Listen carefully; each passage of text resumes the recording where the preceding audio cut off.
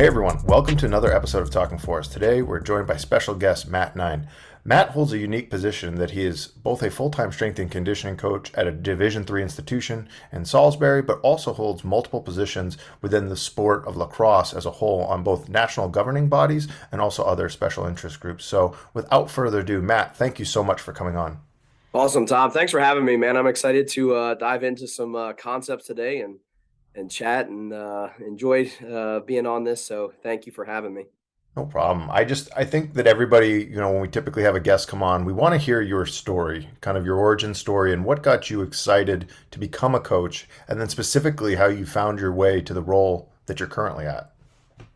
Yeah, so it's different. I grew up in the Baltimore area and I was a baseball guy, right? And lacrosse is huge over in that area. To where I'm at now, it was basically complete opposite ends during my time. And so I went to Towson University and I played baseball there for 5 seasons and got my undergraduate degree in physical education.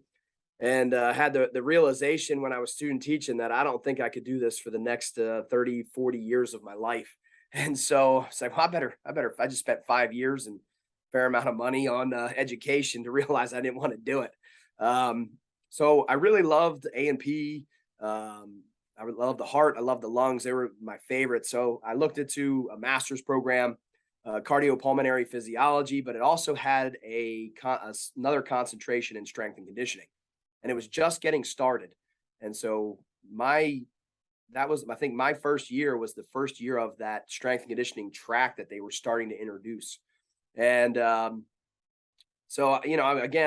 now I'm in another year and a half in, and I know that the cardiopulmonary physiology rehabilitation standpoint was something that I could not see myself doing for the next 30, 40 years of my life. And, part of it is like, that athlete in you, you want to be around like-minded people.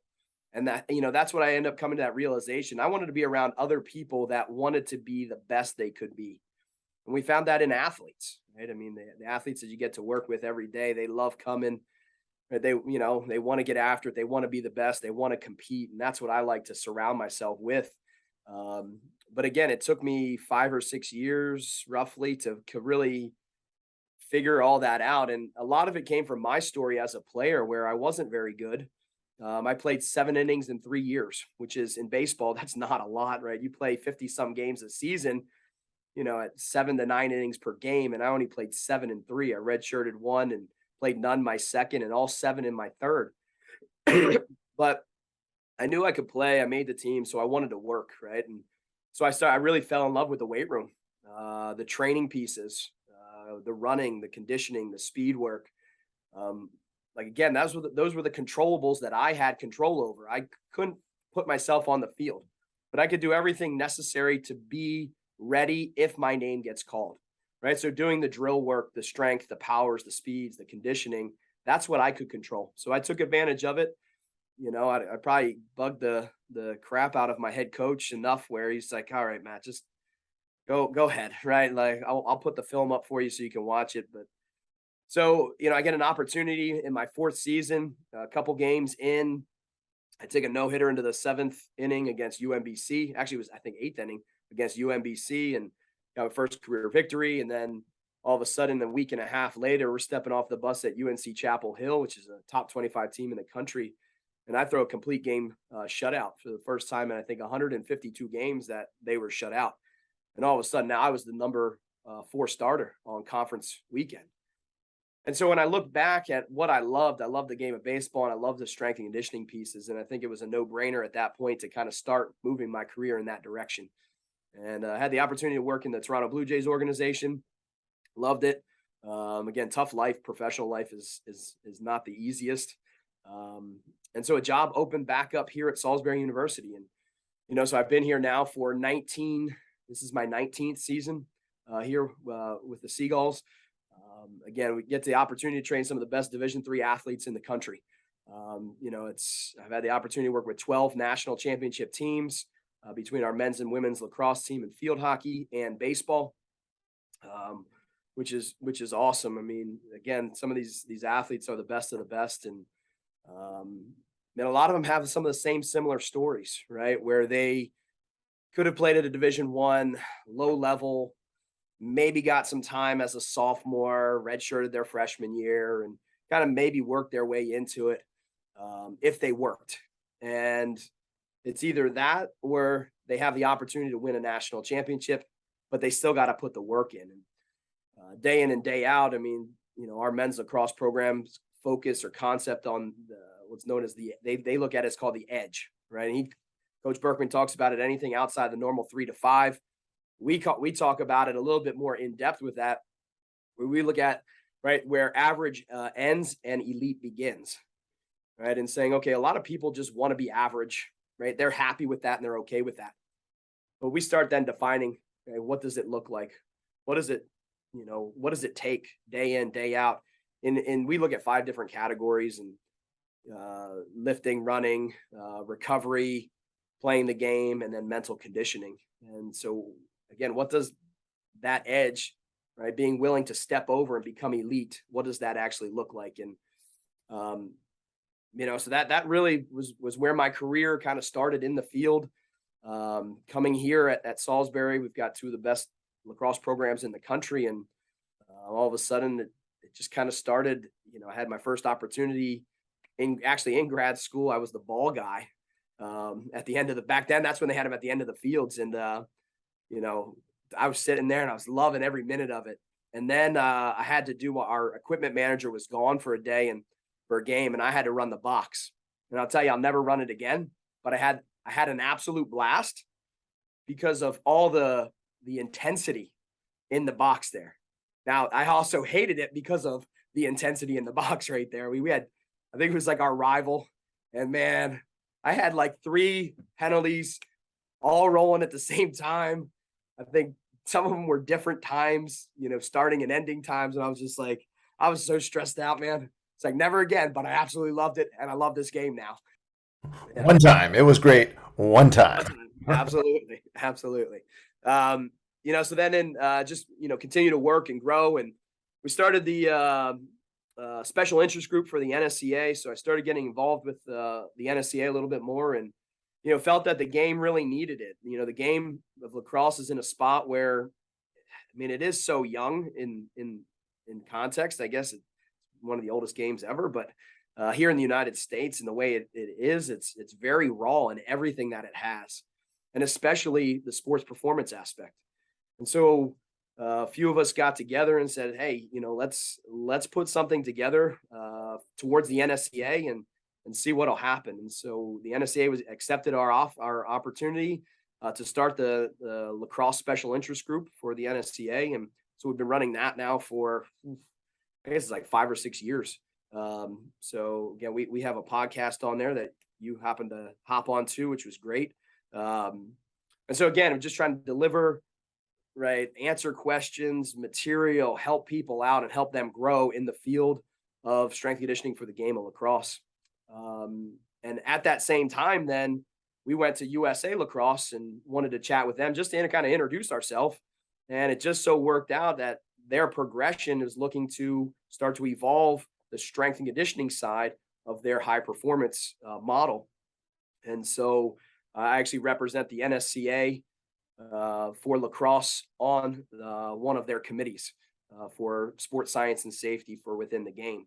So which has been awesome. I've learned a tremendous amount, as the game's progressing and growing, and the role strength and conditioning is playing, and from the youth all the way up to the national teams, which is great. And hopefully we have, are impacting to some degree to help along with that and some of their initiatives and the research initiatives that are out there.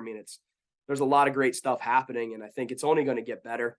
They're starting to evolve, again, like I said, into the sports performance standpoint. And I'm excited to see the next, 2 to 5 years really is where we're going to see the biggest impact start to come along. Let's see what else. In 2018, I was named the NSCA's College Strength and Conditioning Coach of the Year, which was a huge honor. That really changed kind of everything for me. The opportunity to present and travel and do different sorts of things all over the world to help, our brand of what we do here, and along with lacrosse and so forth all over the world, which has been pretty cool. So That's kind of where I've been, how I've gotten here, and I absolutely love it, man. Day in and day out, you get to work with the best. Can't complain, man. Can't complain about that at all. Yeah, and I think people don't understand is that there is something so special about the energy of a weight room when you get in and you see someone achieve something they never thought possible. Being able to plan a stimulus or an overload that results in something in the future. In 6 weeks, you're going to be able to do this. And whether it's a dunk, whether it's a 100-mile-an-hour shot, there is a magic that never gets old. And so I think it's really, one of those things that unless you've seen it, you don't really appreciate it. But that, going along with that, there's a lot of science, there's a lot of diligent work that has to be done on the back end that can often be pretty daunting. And specifically, if we kind of focus in on the sport of lacrosse, as you mentioned, lacrosse has had a huge evolution just in the last 5, 10, and 20 years. And even too within the women's game, because, think about it. The males have a certain game, the females have a certain game. Well, but it's completely different. I still, when you watch the game, and there's really not a ton of parallels. I mean, soccer, the ladies will play, they go out, you're like, yep, looks like a field. That's a soccer field. Or basketball, the ball's a little bit smaller, but again, many of the concepts are the same. And lacrosse is entirely different from the face-off to how they shoot penalties. And so there's a lot of unique aspects. And I'd love if you could just kind of, again, say someone who's listening who doesn't really know lacrosse other than they have sticks. What are some of the key physiological and kind of sport demands? And I know we could slice it down to the Yeah. positions and things like that, but I'd love to kind of just get your 30,000-foot view as how you view the sport, or if you were trying to explain to someone both on the men's side and the women's side what the demands really are. Yeah, I mean, kind of what you mentioned there with the change in the rules here over the past about, I guess it's been about 3 years now as they've changed. So if you asked me the same question 3 years ago, it might have been slightly different, not much, but I think a little bit different. So, and from that again, that 30,000, the ability to accelerate, right? And that is one of the most important things on our aspect. Especially when we look at the offensive side. Let's split it up, offense and defense. On that offensive side, our ability to accelerate within a 5 to 10 yard space. If we can gain separation, man, sky's the limit, right? Now or I should say, skills are the limit at that point, right? If you don't have the ability, there's skills to be able to receive in a tight space or be able to shoot in a tight space, it's going to be challenging, but you've created space. Right? And so I think that's one of the biggest things. Now, on the defensive side, it's the inability to not allow space to happen on the opposite side. Again, now we start diving that in a little bit. Your strength, huge, right? And I would say, the ability on a defensive side, let's look at defensive strength, where you're talking, those tight quarters, that explosion, right? There's a lot of contact down there. And, part of that is going to be utilized to help create and manage space. So what type of strength ability do you have? What type of then power ability comes off of that, right? Your ability to produce force in a rapid time. Again, that's going to help with that speed, obviously, and that acceleration, those first 2 to 3 steps. But from that large picture, our main focus that we look at is the acceleration. Right? Then we start breaking the acceleration down. Is what does your strength levels indicate to us? Right? Because your ability to produce force. If you can't produce a lot of force, that's going to have an impact, or it's not allowing you to reach more of that higher potential. So we start on the force production piece. And then we start moving into more of that power piece from there. So that would be my take on it. Yeah, well, I think too. I think that it's interesting. Right now, we're in a time where everybody on social media has an opinion and they can say their thoughts and their feelings and their beliefs when it comes to training. But as you just deconstructed it, it comes down to physics and biology. I mean, everybody laughs. They know that I was the antichrist of conditioning when I first arrived at Yale. But when you have 160-pound males, 170-pound males, that's a lot of opportunity to get better. And so we really focused, as you pointed out, on force and not necessarily, we got stronger, and again, all things considered, and a healthy male should squat double their body weight. Well, it doesn't help if you're the strongest ant. And so Yes. we wanted to make sure that we maximize the cross-sectional area. So not only did we produce higher forces and higher accelerations, we could receive those forces in a decel, but we could also do it at a greater ease and efficiency. And so the hallmark of our program early on, I didn't hate running, and I love it whenever people see me at a conference, they're like, "You're the no running guy."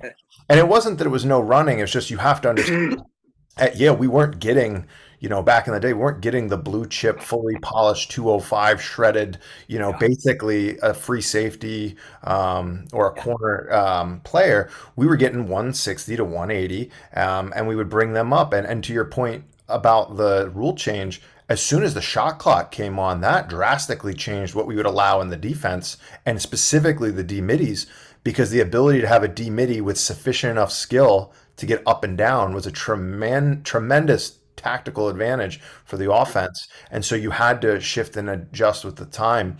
But getting back to the smallest point, we know that the game is played at 165 to 175 pounds of muscle. Now at Yale, we had a DEXA scanner, so we could see that, we could measure it. And so whether you were born with it and you rolled into our program at a higher muscle level, that was great. You just started a different part of the journey.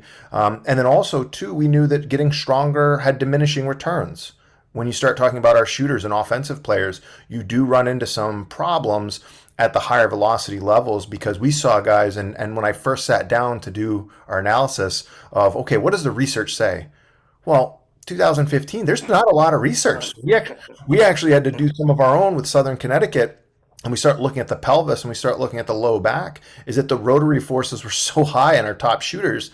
Yeah, maybe spinal axial loading wasn't a great idea because the actual sport itself was completely changing the way that their body was performing. And so it certainly had a lot of unique challenges. But if we could get them strong, we could get them powerful, we could get them fast. And that magic number, like you said, offensively, if on a pro agility you run a 4.2 or faster, you have to have a slide. And for anyone listening, in lacrosse, the goal is to create space to get open to shoot. One of the defensive moves is that, kind of in basketball where you might pass off somebody, well, slide and go into a new zone. Actually calling for a slide or demanding a slide because you're so fast is a big, big, huge advantage. And so our goal was always to have everyone require a slide, because then just, skill wise and strategy wise, there's nothing you can do. And so I think it all roots in its foundation of muscle and force, but how you apply it as well. Now let's take a little step in another direction. On the women's side, could you break that down? Because that is, again, not only different rules, but different physiology demands. What have you seen evolve from the women's standpoint of the game? Well, and again, so I think maybe the men's game is maybe transitioning a little to very similar to the women's game. What I mean by that is we're seeing a lot more two-way players now, right? On the men's side, where you have this competitive advantage by having, like you said, a defensive midi who can play on the offensive side, or an offensive midi who can play defense and keep a mismatch out on the field, right? So from our midfield, I think we are starting to see a little bit more of what we're seeing on the women's side. Because in the women's game, you got to get up and down the field, right? So where the conditioning piece, I think, is much higher overall, because we're not necessarily transitioning on and off as much as we would see in the men's game. So if we're able to transition quickly, I think that's kind of what we look at on our end, is our ability to transition, to get up the field as fast as we possibly can, right, to create a mismatch. Ultimately, from there. So again, how do we do that? We look at it as our fitness levels first on that game, just because we know that that's a huge competitive advantage. Secondarily, our transitional people who are going to make those 20 to 30 yard, 40-yard runs to get it into the offensive half, speed, right? If they have the ability to top end speed, because we're going to get pretty darn close to top end speed. If their top end speed is high, we have the ability to really create that transition, to get to that offensive side. And again, that's huge, being able to make that transition happen. So from that point there, now it becomes, a much tighter game at this point. And now we start again looking at acceleration again from our offensive side players. And again, it builds back in now. What's our strength levels? What's our power levels at that point? So slightly different, like I said. I mean, really, that transitional piece is what changes the game. I think on our end, what we're looking at to optimize. Again, no matter what you do in sport, you're trying to create mismatches as much as possible. And so, if we can create that by being able to transition the ball up the field at a high rate, so a high rate of speed over a longer distance. But again, what ends up happening then, you may get stuck on the field still. Now you got to transition all the way back another 40, 50, 60 yards back, so that's where the fitness piece I think is huge, and kind of trumps a little bit more of that strength power piece. Yeah, and I think it becomes a paradox of people typically fall into two camps: the strength, no run, force, power, and then conditioning and cardio. And people will say fitness, they'll say cardio. But let's just be real with what it is. There's an aerobic and anaerobic component to get you Mm-hmm. physically to a different area. Then what you do there often dictates your success. And so when people talk about this kind of problem as black and white or strength or fitness, everybody's different, but there's a minimum demand. And so you might even across the course of a season have someone who needs a little bit more strength reinforcement, or if they're in a position where they have to back off, that they don't really want to fall below. Coaches will often say who's the best, or they'll do a leaderboard, and we would always joke it's not about who's the best. The best is once you put a stick in your hand, but don't fall behind. Don't be a liability. And it'll be very interesting. And I think you're spot on with the men's game, getting a little bit more of towards the women's track. And then also with soccer, I would compare some of those soccer or rugby numbers where you're going to still need to be big enough to take a hit in competitive play, but also certainly the total distance and distance at speed will go up. So that'll be fascinating to see as that data gets collected. And I'd love to hear too on that. I know we had Adam Petway talk about in basketball, they saw with their data, yes, you look at volume, you look at velocity, but the best players actually moved the least amount of distance, but they also had the highest velocities. And I think when you hear him say that, I think that's analogous to a lot of the open field space teams where, the priority and the premium is on getting away or locking something down, that maybe that's a new type of way of looking at it, or a new type of graph of what was your total distance covered. Oh, this person went really far. Well, they were guessing. The best Yeah. player should be smooth and efficient, but you still have to be able to hit 20 miles an hour in the open field. And so that's where coaches could use that as a better gauge rather than either or. It's running on a continuum over time. Yeah, that's a different way to, I think, to look at it. I mean, when you talk about it like that, it's really saying, okay, well, what's actually happening, right? You have this data, cool, but literally, what is actually happening? I think sometimes video and reanalyzing some of the video is huge to be able to watch and literally see, like you said, where that person, yeah, they're traveling these large distances, but are they getting any better? Are they making the rest of the people around them better by doing that? Or are they ultimately making the rest of everybody else around them worse? Right? Because now they are traveling more, right? So fatigue is probably going to be a little bit higher, right? And then does that, they're not able to reach their maybe top end speeds, or maybe is that because they're fatigued? Now how does that play late in the game? Now how does that play late in the season? Um, so if we're, you know, not focused on it, not paying attention to things, man, it's critical. And unfortunately, here at us, like we don't have the GPS units to be able to wear on, on every single one of our guys, or only a handful. Actually, hopefully, we're hopeful here that we're going to be progressing here with that. But I mean, those are the daily challenges, that you're going to see is like, when you want to be your best is at the end of the year. But if you're not managing data or anything along the line to help get you there, odds are you're probably going to be at your worst. Um, Well, you pay for it. And yeah, often many of the problems of today were, through the shortcomings of the past few months. So training logs become incredibly important. Practice plans become incredibly important. I'll never forget growing up, I played volleyball back in the day when I used to leave the earth. Now I'm pretty grounded to earth. But I remember watching Guillermo Diaz play for Toramar, and he was, since like 11 and under, he was the gold medal MVP. Unbelievable, phenomenal. by senior year, he had an offer, had a 40-something vertical. I remember the legend has it when he was playing in a game, he jumped so high, he got his feet stuck in the net. And when I actually got to see him jump, it was different. It was unbelievable. And he actually wound up playing point guard at Miami. Wow. But the point of this story is that he was incredible. But when you watched him move, and any of the great athletes, it looks smooth, it looks effortless. Yeah. But then he could get his feet stuck in the net. And that just is a unique talent. And I think in the other side of things, you'll see players, and I can think of someone who, he's always diving, going everywhere. And coaches sometimes view that extra strain and effort as, like really good. Like that's what we want. Or you could have just been in the position you were supposed to be. And so really trying to combine, is that distance because that's what was required, or you didn't read it? And as your IQ goes up and as your, acumen gets better of your sport, do you start making better decisions? Do you transition and 5 yards here, 10 yards here? As you point out, that adds up. And the more distance you go, the more braking you have. Well, suddenly now your strength density really matters. What was that training density over the fall and in the winter to be able to handle those loads in the spring and start to shift that? So I hope there's some more research that comes out on that, because there definitely is a kind of sliding scale coaches need to be aware of, because at the end of the day, most people stop playing. Their acute failure happens where they planted, they wanted to go left, and their joint decided to go right.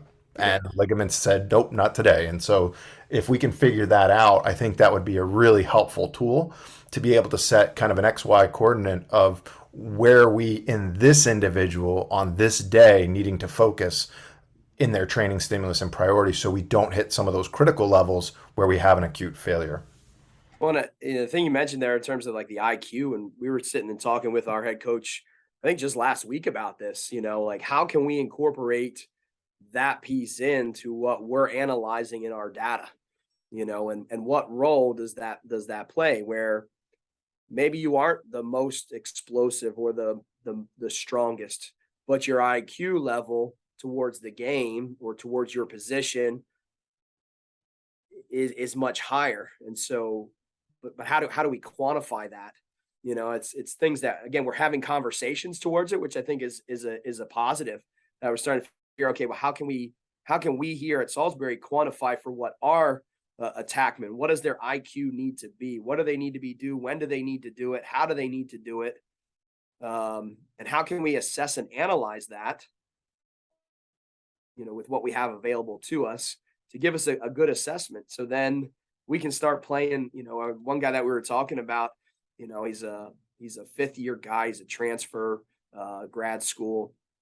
Like they're saying his IQ is just off the chart. You put him into the weight room, right?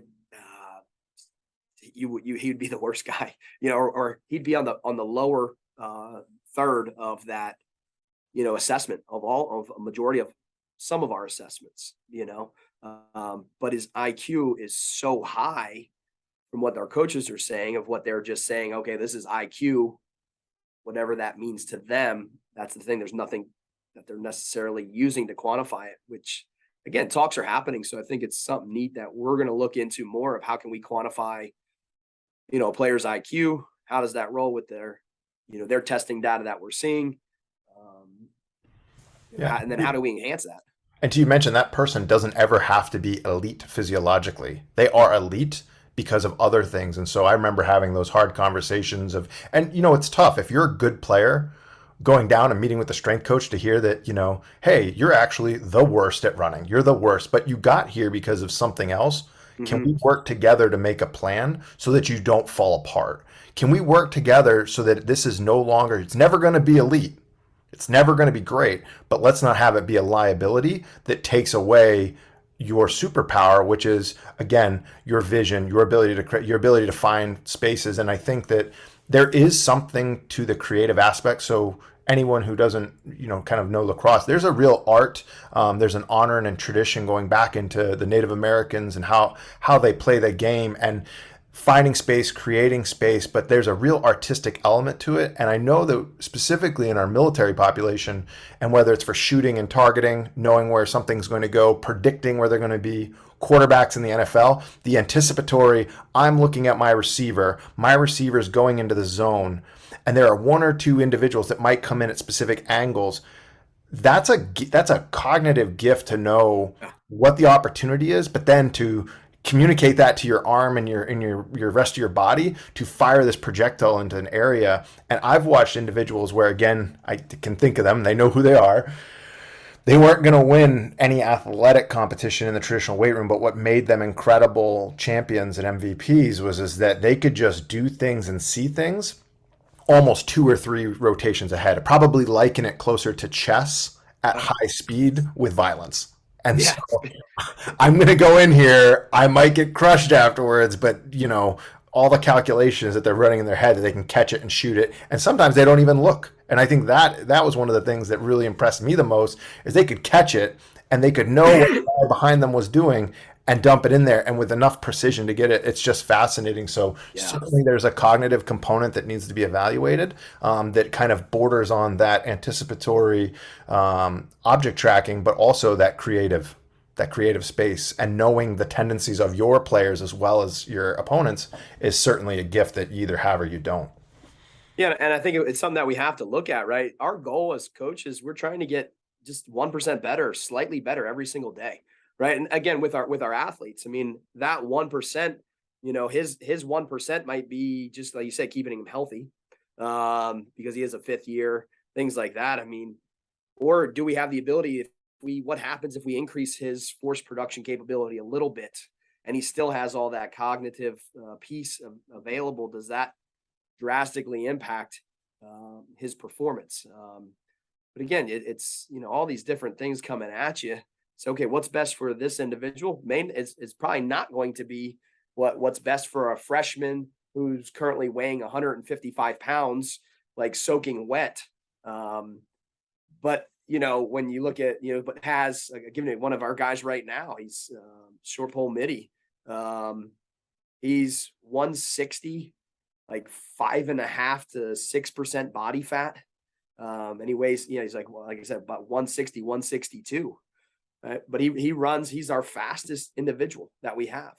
The dude can absolutely fly, which is great right now. But what happens if he can absolutely fly for this guy, where his body weight is now putting into the 170s to 180s, before we even start looking at what is his lean mass, there, he's just got to gain weight at this point and work to maintain that. Two totally different players, Yeah, and I don't think that people understand that when you talk about adding lean mass, you're not saying at the expense of velocity. There's this big or anything. misconception that Yeah. heavier weight means slower, and that's just not the case. There's a reason why NASCAR engines, aren't 4 cylinders, because again, from an output standpoint, and as you talk about him, he will create that open space. But what happens when you're greeted with a friendly 210-pound, buzzsaw of a defense? The durability becomes the issue, not that you couldn't create that space. And I think coaches have to take that into account of saying, okay, my longevity and my output. Great. You run 21 miles an hour. That's a good output. You do it in 150 pounds, 160 pounds, your longevity goes up because you are going to run into physical contact. It's not track and field, run fast, lean left. Run fast and you might get smacked along the way with pretty incredible physical plays, both even on body to body contact, but with basically a sword, a blunt sword just whacking you and hitting it and accumulates it. But I think that those super hyper speed guys, they can just do things that you just sit there and your jaw drops. I mean, I'll still remember watching Sowers over at Princeton. I mean, that kid could fly. His feet were like a water bug. He never got stuck in it. He played the game with different physics, and so we had to make sure that it was our job that whenever he greeted our defense, we gave him some kind customer service down in the crease. And so Yeah. just you Well, have you to have play to. your strengths because everybody has a strength, everybody has a weakness, but you're only as good as your most vulnerable weakness. And so whether that's conditioning, speed, nutrition, recovery, back-to-back games, hot games, cold games, you really need to know the demands. And I think I like how you talked about it's so important to know not what your team needs, but what does that person need this season, that month, that week, that day, that practice, that session, and can you optimize it 1%? Because it all makes a difference both in the short term, but over that 4-year development that you have of the person. Yeah. The hard part for us, Division III, where I oversee a whole department. I've got a couple grad assistants that work for me. Like making that happen is the hardest part that we have from our from a coaching standpoint. I'm not just with them. I also run our football program, our women's lacrosse program, our field hockey program. And so just like that, I've got over 200 athletes, well over 200 athletes, nearly 300 athletes that I have to program, design, and train for all year long, right? And so again, those are some of the limitations that we have. But again, we gotta we can't, like, it's not going to be an excuse, right? We've got to figure it out if we want to make sure that we're sitting where we want to sit in May, from an outcome standpoint. And we've got to put the effort and work in throughout the whole entire year that is most optimal. One of the things that we always talk about here is optimal and finding optimal, right? You can just go and lift. You're going to get probably a little stronger. You're probably going to get more powerful, right? Anybody can do that, right? But we're trying to find optimal, or striving to find optimal, right? So where we know what we may want to do with that individual, we just may not be able to quite get there fully to what we deem as optimal, but we're striving to be better at optimal. And so maybe we are grouping a handful of guys who are who have that same relative need together to other guys who might have relative needs. So you're taking, right now we're at like 63 guys, we're taking 63 guys and maybe grouping them into 4 or 5 groups. That's manageable. We can make that happen. Are people going to fall through some of the cracks? Yeah, but hopefully our cracks are a little bit smaller now compared to if everybody's doing the exact same thing, right? Now people will get lost, and you're only going to be impacting maybe a small portion in the middle, and the top end guys aren't going to see anything, and the bottom end guys aren't going to see very much either, specific to their need. And it's a disservice to everybody. And again, at the end of the day, we're not going to be where we want to be in May if we're not prepared. And I think any great team, you have to have decentralized command. You talked about the different groups. I mean, we would assign lifting captains. So yes, we have one captain in the spring, but in the off season, you're a cat, and so you work with your sophomores and juniors. And we've talked about this on the Power Athlete podcast on, the emotional leadership. As a great coach, you can't be the center of everything. And as you mentioned, and you got football, you got this, and just as a professional, there's a high burnout going on in our field right now just because of all the stuff going on. So making a management strategy, and if you're not using a digital platform, we were big fans of Team Builder. The kids log in, they've got their plan. I'm dealing with that once. And then there's individualized components within there. They're filling it out. They're trying, and making your athletes want to be great is a lot different than commanding them to say, you have to do this. I'd be the first to go, and Coach Shea would say, if coach has got to motivate you, we shouldn't have recruited you. I'm just here to merely tell you the different, options here at the table, but you got to step up and do it. And I'll never forget, seeing our juniors and seniors write nutrition plans that I would say would rival what you would see a nutrition professional, or having them articulate sleep, having them articulate, why are you in the weight gain group? Why are you in that? And what is weight? What is muscle? And then when you get to that different, thinking of everything as plateaus and stairs, what do I need to do to level up? What do I need to do to make the place where I'm at right now solid? Lay the rebar, pour the concrete, but then you explain to me. And one of the things that I enjoyed the most was stepping on that floor, and then it ran itself. I was there to auto-regulate. I would talk to people. I would give them, I'd give them some motivation or whatever they needed on the day. But that program really took a life of its own, and I just had to kind of shepherd it and steward it. But it's pretty empowering. And as you mentioned, how impactful training was to you as a person outside of the sport. That's probably one of the greatest gifts we can give individuals in athletics, is learning how to handle these things, but make a plan for success. And that goes across any sport. Yeah, and life. That's the thing. I mean, eventually these are going to be our next coaches, our parents who are going to coach their kids, or college coaches, high school coaches, pro players. There's going to be something next, right? Just being healthy in life. What have you now taught those guys from a nutrition standpoint for the rest of their life, and who do they impact? We talk about the thousands of people one coach will impact. It's bigger than that, right? It's bigger than what we do in the weight room any given day. It's bigger than the X's and O's, and that's real coaching. When you can get somebody to do something that they don't want to do and absolutely love it, And I remember we had an athlete here said, "Coach, I absolutely hate coming to the weight room. I'm never going to like it." I said, "You know what? I'm going to get you, right? I can guarantee you." And just walked away, right? And it was her junior year. She's coming to me and say, "Matt, can I buy one of your t-shirts?" And I said, "I got you." She said, "What are you talking about?" I said, "Do you remember that conversation we had in week 1 of your freshman year about how you hated the weight room? I got you." She's like, "You remember that?" Like, "Absolutely, I do." Like, "You've been my mission for the past 2.5 years right now, because somebody who says they don't like it, I got to make sure that they figure out how to love it." Because again, from our vision of what we have here, it's bigger than just playing games. I mean, this is the lifelong thing, your wellness and happiness, and what little part can we teach you that hopefully you can then remember and maybe teach to the next generation of youth kids, whether it's like a fun little warm up. Okay, like that's great. You've taken something along with you along the way. Um, and going back to kind of what you were talking about, like we look at commitment. It's one of the things that to me it's the biggest for where we are, what we do here at a Division III level. It's not mandatory to come. I can't make it mandatory. I can't report back on the off season. Nothing. I can't take attendance. Right. So you got to want to love it. You got to want to love to get better. You got to want to be committed to your program and the players that you surround yourself with.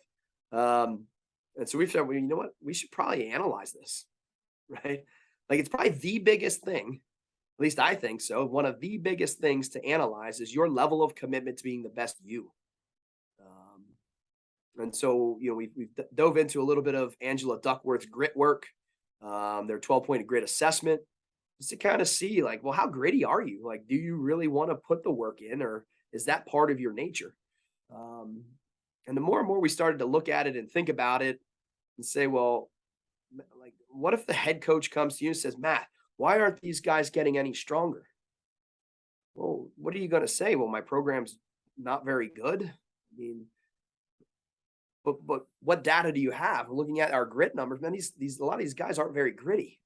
Well, here's what we did from to enhance that, right? To try to develop their grit levels. They don't want to work, right? They don't want to put the effort in, right? So again, it's just starting to think about that process. Man, I need high grit individuals around each other. That's how we're going to get better. So then looking at some of Jeff Jansen's work and the commitment continuum, and can we actually analyze their commitment levels?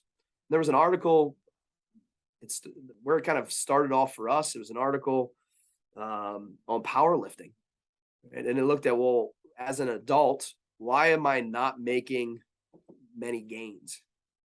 And so they started analyzing, well, what does your daily life look like? Well, you had to work, you had kids, you had family, right? And so all of a sudden, like, can you commit the same thing you could before you had all that? And so it started to get us thinking. It's like, well, we're at the college level. We've got academics, you got social life, you got your athletic life, and anything in between that. Right? Well, how can we commit? Or what are we even committing to? Right? Most people have no idea. It's like, I'm committed. And then we say, what are you committed to? And it's saying becoming better. Well, what does that even mean? Right? If you don't know, how are you going to commit to be better at it? Right. Right. And I think that people understand the answers to each other. And Yeah. you can get people to buy in. It's inconvenient to wake up at 6 a.m. It's inconvenient to measure your watch. It's inconvenient and all these things and these comforts. But the best programs, if you're on any sport, when you get a group of individuals to commit to something bigger to them, and we see this in religion, we see this in the military, we see it in the top tier units, like, I'm committed. Yeah, you're gonna jump on that grenade, take your life instead of your buddies. And most people are gonna go like, no, I'm not really, I'm kind of committed when it's like sunny out and like when I don't have my like exams. But that ultra commitment to each other and just getting rowdy. Like I think back to, our team, we had recruits come in and they were very accomplished. This was after we had had some success.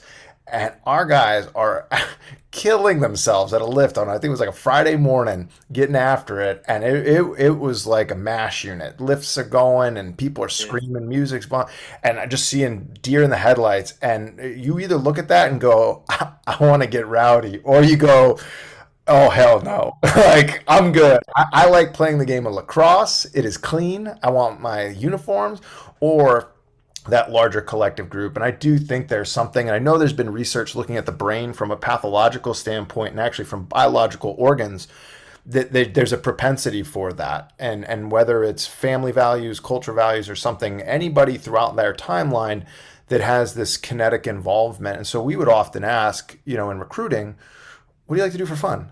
And if it was video games, if it was reading, if it was whatever the thing was, we were looking for someone who liked to participate in physical activity with their peers. Now it could be, hey, these are my five buddies, we go surfing, or these are my favorite. These girls are like my best friend, and we stay tight, we still talk. And so we were always looking for that connectivity point, because if I asked you, did you get out of bed today and work out? You'd be like, oh, I was tired, whatever. But if you go, I don't want to leave my buddies. I don't want to not show up to lift because I don't want to let them down. If you can find that commitment to something bigger than them early on, you can then shape that into a sport or whatever that thing is. And I love how you say, are you committed?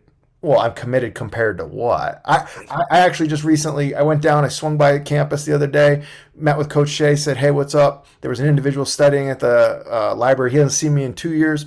I walked up, tapped him on his shoulder. I go, what's your macros? And he's like, what?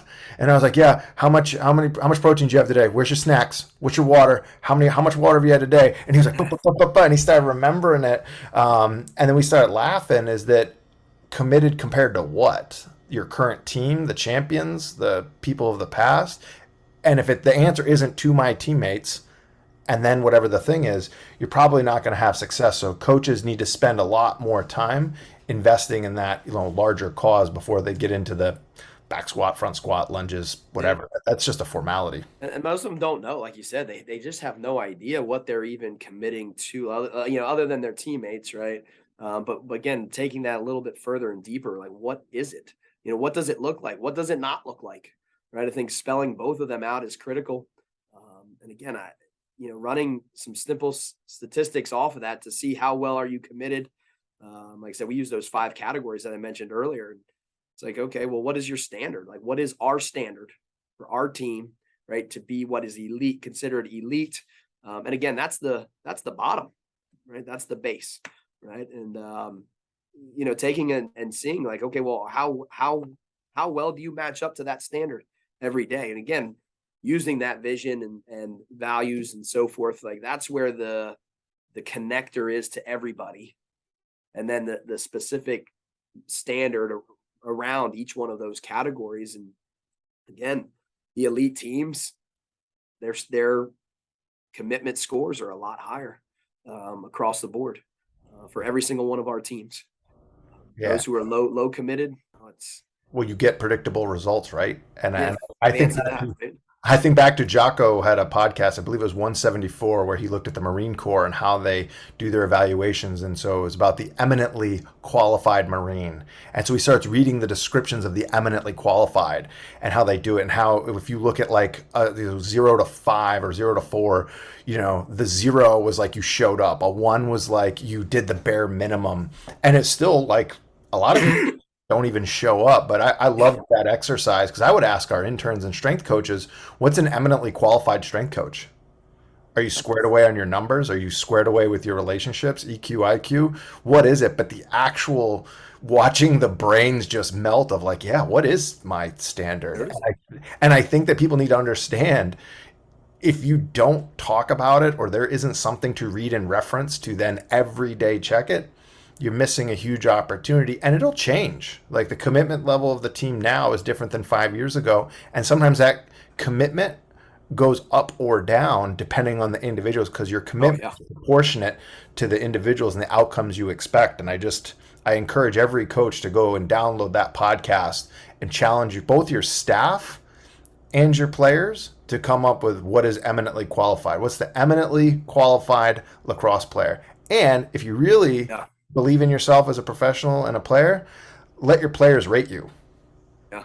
Players, let the coaches rate you and see if you're in alignment with your vision of you think that you're a 5, but yet you're constantly late. You don't fill out your workout cards. The pins aren't put away. I told the story, I think, on our podcast with you. I watched our captain in 2020, arguably still the best lacrosse team that never was. We didn't get to play because we were out during the pandemic. But I watched our captain go around and pick every single weight stack and check to make sure that the pin was in the appropriate slot. He didn't have to do it. No, nobody was looking. But I mean, that's how puckered up he was to make sure that he was on point, that every detail was covered. And just most people wouldn't even know to check that. I mean, we've even done peer to peer, right? That's the toughest, right? Again, you got to set up the environment and create that environment where that's acceptable. But peer to peer, tell me where you think everybody else is, include yourself, and then we're going to compile the data and say, hey, this is what your teammates think of you, right? Is that okay? And I remember a kid said, Matt, I don't agree with this. He's like, what do you think? I said, well, based off the data, like, where you had maybe a majority in what we call like a distraction or disturbance on the lower side to existing, you're there. We don't know if you're there or not there. It wouldn't matter anyway, right? You're there more often than you're not. And so that's why you had a couple check marks in some of the higher categories for certain people, because they're probably the ones who maybe surround you on more often. So they may see a little bit more of some of the positive things, where everybody else who isn't in that, they see you and you're like a clown, you don't have an impact. Again, at the end of the day, I mean, it's top to bottom, right? 1 through 63, right? On one team, 1 through 63 would be the top. The 63rd person on this one team would be the top person on one of our other teams, so they're all different, right? It's just you're 60 within that 63 right now. Where do you sit? And what are you going to do about it? At the end of the, that's it. And Don't get upset. Don't get upset. Where did you? Okay, so you didn't show up to live, or you didn't fill out this thing, or you didn't do something. Now that you know, what will you do about it? And I love that when people do rankings, usually it's like an average. You got a 4.2. You got a this. Really want to have some honesty, do a force ranking. So it's full on 5 categories by 5. I could get an average for that. So but of 25 points across your 63 64 guys, you got whatever 800 points, 700 points, and you whether you like it or not, you wear the jersey 1 through 63. But if these are opportunities where you can improve with your teammates, what are you going to do about it? But forced rankings, I think, are super important, and you could change it in a week. You can change it in a minute. What are you going to do about it? It's fun. It's funny that you mentioned that. So we do some small-sided gameplay. Obviously, we can't use the stick for what we're doing, but we do like 3-on-3s up to 5-on-5s, and relative space. A lot of our work is based off of soccer research, from heart rate zones and things like that we're attaining based off the size of the field and the number of players. But right now, every match that was played is tracked with those players. So if you're in a 4v4, right, you're getting a point if your team wins. And I'm telling you, so we started this on Monday, and by Wednesday, man, they're getting rid of people. Like, yo, you're off. Like, you didn't contribute. You didn't work hard. You didn't push. I don't want you. And all of a sudden, like, hey, but I liked what I saw when I played this team over here. I want that guy. So all of a sudden, these competitors who hate losing, right, are now trying to find other like-minded people who want to compete. And nobody wants to be the guy who gets let go. Right. Nobody you set up your own transfer portal. You got waiver wires going. You got to get a commissioner in here. We got to go. It is. But I mean, and then what's that, like 3 days, right? Within 3 days, like we're getting rid of guys. Like, hey, I'm sorry, man. I had to let you go. Like we won 2 out of 8 games in day 1. You are our biggest letdown. I mean, that's humbling, right? Like people know that, like, when they didn't ask you back, that's telling you a little bit about yourself, right? And it's not because you did exceptionally well and you were a winner and you wanted to be great. That's never not at this level where we're at. It's because you didn't work hard, you didn't push, you didn't. Again, at the end of the day, we don't have live monitors, so we can't see it. my guess is we probably weren't reaching the metrics that we were expected to meeting out of those individuals, because the games are pretty high intensity. We're looking at roughly above 90% of max heart rate. Right now, our games are being played at about 3 minutes because we just started this process here. So we're playing high intensity 3-minute games, 4v4 yesterday. And, right now we're playing to an end zone or a scoring zone. Eventually the scoring zones start to come in to be similar to like the crease. Can we get into the scoring zone? But then, progressing upwards of heart rate wise, 6 minutes, being able to about what the body can handle, being at about 85 to 90% plus max heart rate for that extended period of time. So again, there's a lot of great things that are happening, better than just running up and down. They'll get there. I mean, these guys they want to win because it has meaning. They want to compete. So all of a sudden that jacks everything up. We're playing a game that's pretty fun. Heart rates we're rolling, but again, those guys, they'll always weed themselves out, right? Unfortunately, I think on every team, you're going to have that bottom 20%, right? Yeah. Well, and get recruited. If you're the bottom 20 because you've given your max effort and you're just genetically and talent, and I say genetically being weight room stuff and then technical stuff on the skills and whatever, fine, it happens. But for the most part, it's I'm not getting as much playing time as I thought. This isn't as important. And so, as you mentioned, people see it. And, I would often say to individuals, you don't have to be the best, but just show up for, a game, show up for 2 halves, show up for 5 minutes, however you want to break it down. Most people don't like getting kicked in the face repeatedly, and at some point they tap out. And so I don't care if you're the fastest or the strongest. I want to see that you bring it, because guess what? Sometimes in life you get kicked in the face, and you might be kicked in the face for weeks at a time, months at a time, and your ability to say, well, that sucked, now what? Move on. And for us as coaches to provide that, again, I'm not here to motivate you, but if you weren't strong enough, here's a plan. Your body comp's not where it's at, we have a plan. But I can't eat for you. I can't lift for you. But if you've got that burning fire that, again, whether it's you don't want to let yourself down, let your teammates down, or a combination of all of the above, here's the answers and resources, because life's not going to give you that. Once you leave athletics in college, we don't know the rules of life. You have a game, there's fixed rules and scores, but that ability to constantly show up, and it's tough. Consistency with academics, with life. And people say, well, I have school and class. Well, how does your wife feel when you can't come home because you got 8 different things and you got a game management and that? I mean, life doesn't ever change as things get swapped out. College payment, mortgage payment, car payment, whatever. So it just these are the skills right now you're learning, I guess, like a subconscious learning of how to deal with it. Yeah. And it's just like you said, it's just going to be just replace one with a life skill, work, like you said, kids, balance, you name it. It's no different than schoolwork, athletic play, training, recovery. No different. It's no different. So Right. I think the more successful people who can know how to handle that, or can at least work towards improving that, will be successful in their careers as they progress.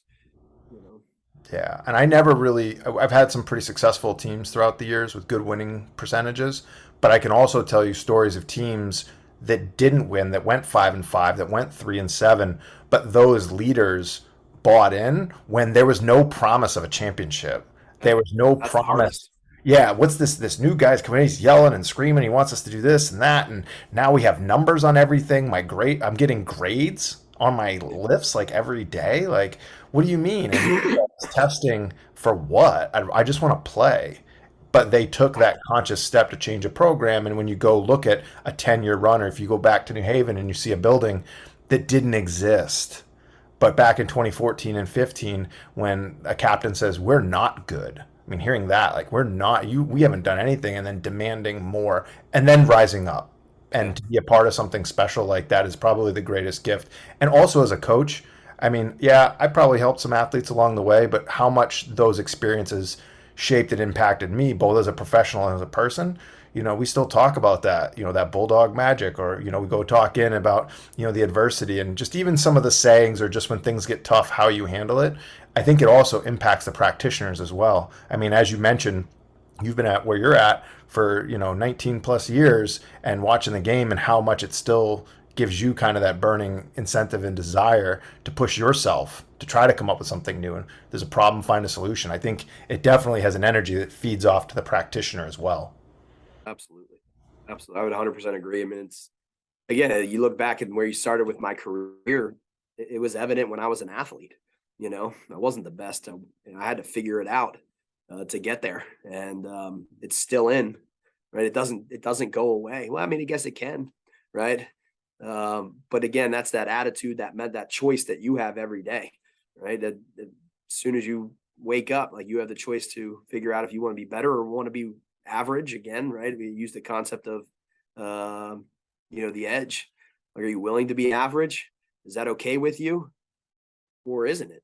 And never once in my career, thinking about it, did I ever want to just be average, and again, I define what I think is average to me. It might be different to you, but, and that's fine. There's nothing wrong with that, but I'm not happy with it. I'm never going to be, I'll accept where I'm at right now but I got to figure out how to get better. I remember these same concepts, with my head coach saying that, Matt, like, you may get cut next year. It's okay. Well, I'll accept where I'm at right now, but I don't like it, and I'm going to figure out what I need to do to be better. And again, at the end of the day, he makes the choice. Right? But never in my life did I ever want to say, man, what if I would have? Like, that's the worst, I think, statement that anyone could say. That, what if I would have done this? What if and it was all because of lack of effort or work or poor attitude. And nobody wants to look back, 20 years and say, oh man, I wish I would have. Like, where would you be, today if you would have? Right. And unfortunately for athletes, sometimes injury is the first experience of that. You're 18, yeah. You're feeling good. You're 19, you don't really have any major things, but then you get an ACL, or you get a labrum, or you just get a bad hamstring. You get something out of your control that takes you away from the thing that you love. And that is a shock and awe experience that I think that, if handled well, can actually be a positive. They can become stronger back out of rehab than they were going into it. And ideally, you want the smallest thing possible. But I mean, we've all spoken on tragedies, whether it's losing teammates and mental health issues or physical stuff, car accident. I mean, you see it. It just is an unfortunate part of life. But again, how we can teach people to respond to these moments and try to, calcify and harden up so that way that next time it comes around, you actually become the strength for someone else. And it's super challenging. I think that goes across all sports. I mean, that's the beauty of athletics. That's one of the things I love. You walk in a weight room, close those doors, crank the music up.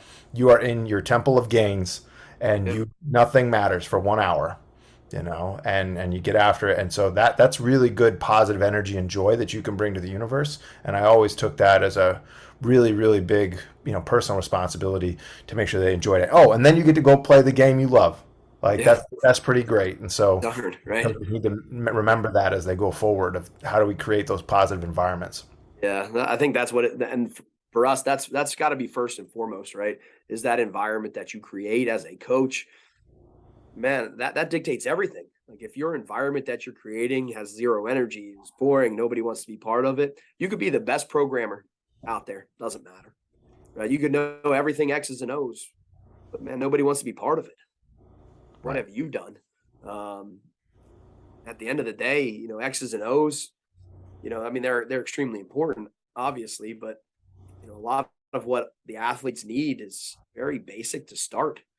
It's not until you get the elite of the elite where you start seeing the more complex training concepts and, things along that line. So again, create the environment that people want to be part of. Yeah. That's the biggest thing that on our end, man. That's what we talk RGAs all the time, and you get to create it. Yeah. I think having Division III experiences early on in my career and then personal training Oh, you think you're so good. Well, guess what? There's 65 personal trainers. There's 7,000 members. You keep what you kill. Who thinks you're so good they want to pay you? And I think at the time it was like $90 an hour. And so you got to make a living wage. And so you got to go and try to get people to buy into you and buy into them and actually give you cash and then go to Division 3, like you said, where it's voluntary. Well, again, can't. You don't have to be here, so I can't scream and yell at you. And I think that kind of as my career grew on, went out through the years, and it kind of grew. Was if you ask most of the athletes, what do they remember? They probably have a silly story. They probably have some sort of time. They have some sort of breakthrough. Oh my God, you remember when you said? You remember when we had this lift? Even the lifts that I thought were recovery lifts, they'll joke about. Oh, I remember the Millennium workout and this, that, and they're all talking with a smile. And again, we might win some games. That would be nice. But also, we have a chance to win every day by being a great teammate, by creating an environment. And just like a concert or anything like that, whoosh, it's gone. Next year, new faces, new leadership. So make the moment, and it should be a concert every day that they step in, and you have to do it. And that's what you as the practitioner owe to your students. Yeah, I like that concept, a concert every day. Just Because who doesn't have fun at a concert, right? Did you see that? Did you hear what happened at the 9 o'clock lift? No, I went to the 1 o'clock this afternoon. Oh, you should have been there. Should have been there. It was an incredible show. It was incredible. That's awesome. So and so That's squatted awesome. 600. Someone hit 30 inches on the vert. Oh my God, it was crazy. And you start getting hyped, and it's like, oh right, this is a job. I forgot. Right, this is what we love. This is Gotta what love it, man. Gotta love it. Well, you obviously, like I said, you've done a lot at Salisbury, but also you're actively involved at the national level. What would be some word of advice for either younger coaches or coaches that are, in the height of their career? How do they get involved in that? Because that's pretty unique to you, and how you got into that, but then also to be involved with kind of these larger movements. I mean, so I think the easiest thing is just start reaching out. That's where I did. I mean, part of what we wanted to create here at Salisbury, I think, had a factor in it. It's like, what do you want, right? Again, we talked about the average or elite. We wanted better coaches in our program. We're a Division 3 school that nobody knows of, right? And so, well, what do we have to do to be better? Well, people need to know who we are. If I'm going to get better GA applicants, people need to know what we produce. Why would they come here? Doesn't make sense, right? It's recruiting. And so we said, well, we got to get out and start presenting, and now that just opened the door, right? To say, what does that mean? You've got to now start reaching out to people, right? And figuring out what you can do to help to present or talk or do something at one of their clinics, conferences, whatever. And so that's where it all started. And for us, and for me, really being involved with the NSCA and those types of things. And then it continued to go from there. I mean, early on in your career, you're a lot more of a yes than you are a no, right? And those types of things, just because it's creating opportunity, So I think I did a lot more yeses to things that I probably should have said no to. But I'm okay with, it's just a little bit extra work. You're gonna have to put it in. But yeah, reaching out to those and starting those presentations, at your state clinics, your regional clinics, your moving into the national clinics, those types of things, because now you're starting to get involved with those people. From the NSCA standpoint, you're looking at the state advisory boards. So I hopped on. I live in the state of Delaware. Salisbury is about 8 miles from Delaware, so I live in Delaware because its taxes are better. So I'm on the Delaware. I was on the Delaware Advisory Board. So again, you're gaining experience in that. And then there's multiple progressions even within that, from being in charge of the advisory board to being a regional coordinator, right? To coordinating, the whole entire process there. Rick Howard had done that. And so he's in Delaware. So what a great opportunity to connect with somebody who's done a lot of it, and so connecting with Rick Howard and communicating with him about these concepts. And, then it was, hey, what's needed? What's missing? And that was the NSCA Lacrosse Special Interest Group, right? I know I talked to a gentleman a few years back saying, hey, man, there's nothing like this for football. Why don't you get it started? Didn't do it. Now it's starting to pick up. Somebody else is starting it. It's like, again, one of those things. How are you going to make your program better? Right. Well, I want to get better coaches in here because I'm getting out of, that they say, hey, man, he has the opportunity, right, that I'm looking for that's going to help me land a job. I mean, our guys, our graduate assistants are landing jobs before they graduate. We've got one who's actually leaving us 2 weeks early here because he's got to go. And he can finish his last 2 weeks online.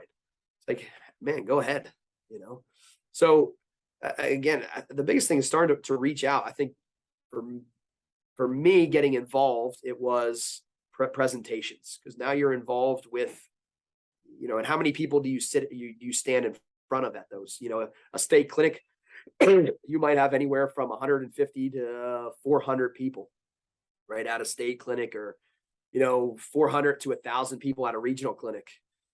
So okay, Salisbury. Now what are you talking about, right? If you're talking about the same old stuff, okay, like it's not memorable, So what memorable things are you going to start to talk about, or what type of presentation are you going to create that people are going to say, hey, wait a minute, let me look that up. Let me further contact Matt and see what's going on, because I really, really like this thing that he said.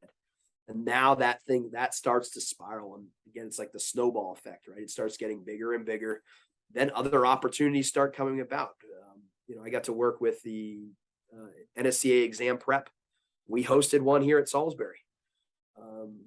We hosted it for, I think, 3 or 4 consecutive years. Those people who were taking the exam after did a fantastic job passing the exam. Not had anything to do with us. Their work ethic was high, right? And so then it was, online exam prep that we got to do, be involved with. And it just, opening up more and more doors for just opportunities for me. So again, I can be selfish a little bit and say, hey, yeah, it's if I do this here's why I'm doing it, not necessarily for me, but at the end of the day, it's going to impact me as well. And I know that. But to help impact, really, it's the bigger picture. Is my job, and what I look at is to impact, influence, and inspire those people in which I surround myself with. And so that's my goal every day of what I'm trying to accomplish. And so if it does benefit me too in the same realm, like, that's cool. Like, it's not why I did it, but I'll take it.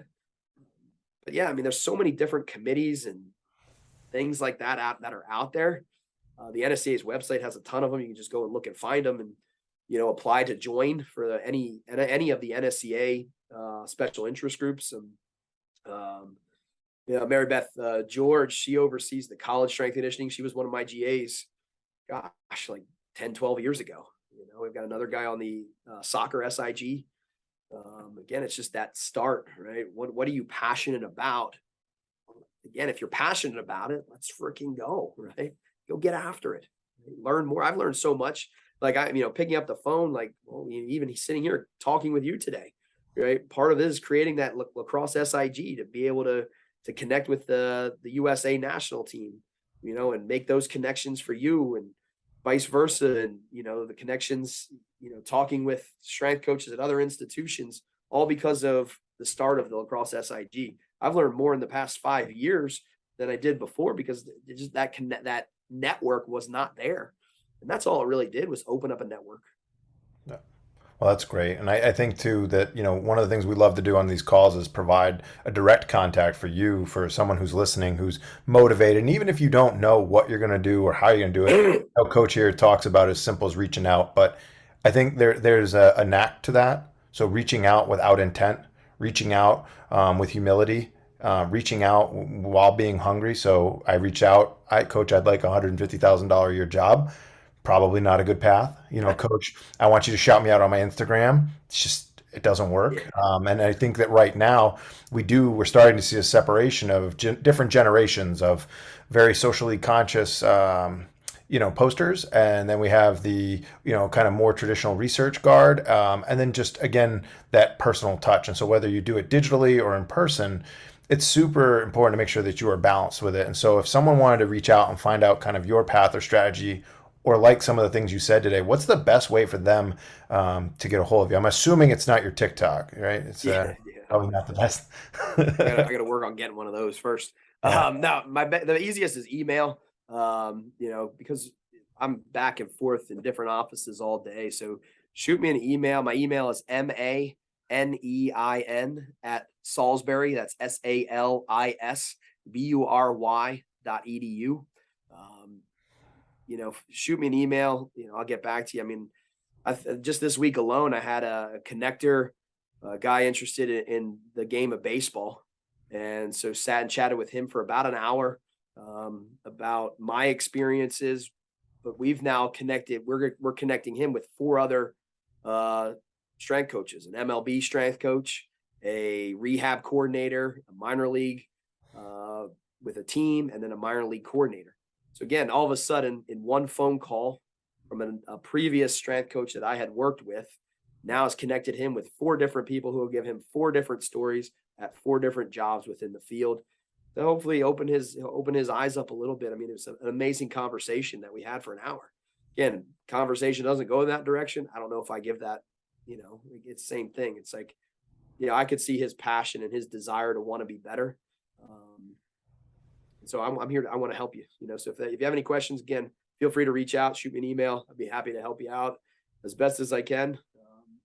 Help again grow the field, profession, the game. The lacrosse coach, you name it.